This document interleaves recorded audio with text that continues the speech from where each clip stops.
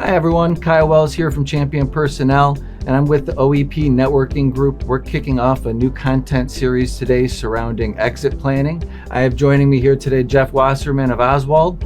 And Hello. Jeff, I understand, unfortunately, a top executive or company owner can die or become disabled, and that's not always a planned event. Can you tell us a little bit more about how to handle a situation like that? Sure. We view that exposure of risk, which is totally catastrophic, but it does happen. It happens, far too often. I think there's 5 principles we want to think about when that occurs, or I should say before that occurs, obviously. Number 1, is there a succession plan in place? What happens when the business owner passes on? Who's going to take over the operation and continue the success of that company? That's number 1. 2, is there a buy-sell agreement in place? Meaning that, how do you buy out the decedent's family in the event of the primary shareholder passing away? Critically important to think through those details. Is the buy-sell funded? If so, is it funded for the right amount of money so that the family is bought out for the fair market value? If it's not funded via a life insurance policy often, what is then the mechanism to buy out the family? And can the company afford to finance the buyout over a long period of time with the absence of one of the key people to the organization? Number 3, what if the family is planning on passing that business on to the next generation?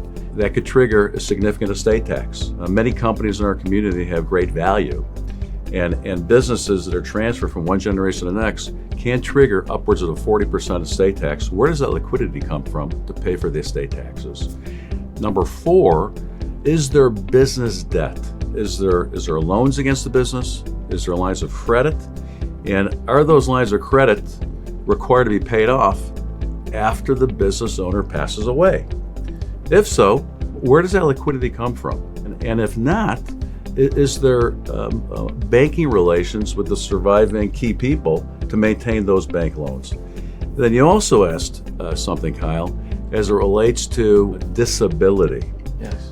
Disability covers all of the topics I just touched upon, but in addition to that, the disabled key person may live a decade, 2, 30, 40, 50 years, and if so, how does the company continue to pay that individual without them being a participant in the business? Can the company afford to pay that individual their salary over the next several years?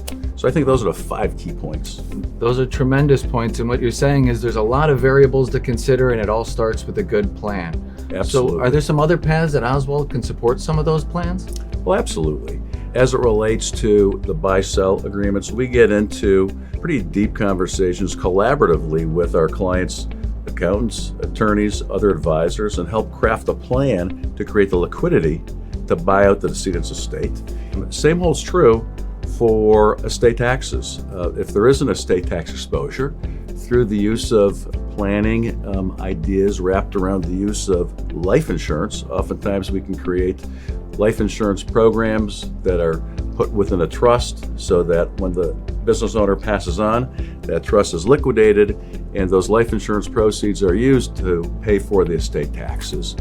And then lastly, the disability exposure.